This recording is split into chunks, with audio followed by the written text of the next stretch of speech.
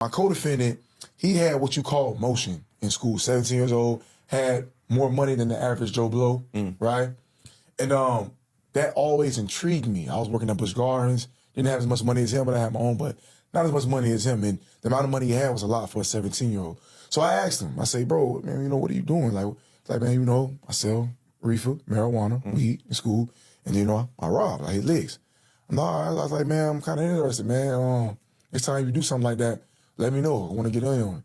He was like, are you sure? I was like, yeah, I'm positive, man. If it's reaping these type of benefits, you're like, all right, cool. We'll do it. And he hit me up the next week. He said, bruh, that thing you asked me about, bruh, it's an opportunity. What's up? I'm doing it tonight. You with it? And I'm like, hell yeah. And I didn't even know what I was getting myself into. I'm like, what the? But I did that, bro. They called me that night. And they said, bro, I'm going to pick you up at this amount of time.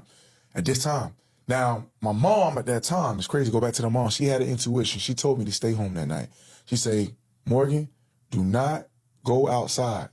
It's late. It's nothing out there for a 16-year-old. Don't go out this house. I'm like, I looked at my mom dead in her face. All right, mom, I got you. I ain't going nowhere. Told a bold-faced lie. Soon as she went to sleep, bro, I snuck out the house. So I snuck out the house around like 11 something at night, bro. And got in the car. Are you familiar with the movie Boys in the Hood? Oh, yeah. Remember when Cuba Gooding Jr. Trey was telling Dope Boy, yo, let me out? Mm-hmm. I was going through that same phase, but I didn't have the fortitude to say, let me out, because I was so worried about what they would think. Because it was 4 of us, by the way. So, I done hyped myself up. I done told my co-defendant that I was down. Now, all of a sudden, because I'm having these thoughts, I'm trying to bail. How would that make me look? As a 16-year-old amongst your peers, you'd be like, it makes you look like a chump, like you're scary, like you ain't got what it takes. And then you go to school, he proliferates it. Now, throwing shame on your name and you're prideful. You're like, nah, I ain't. Just a lot of, so I went through that whole emotional roller coaster in my mental, and I just couldn't say no. I wanted to, but I couldn't say no. And we ended up going to a USF campus, bro, a college campus. Why? I don't know. There's no money on the college campus, but this how naive we were. And the blind leading the blind. I'm letting him, lead the way. We get on the college campus, man, we see a lady. And I couldn't stomach it. I couldn't do it. I was like, hey, man, somebody else. Nah.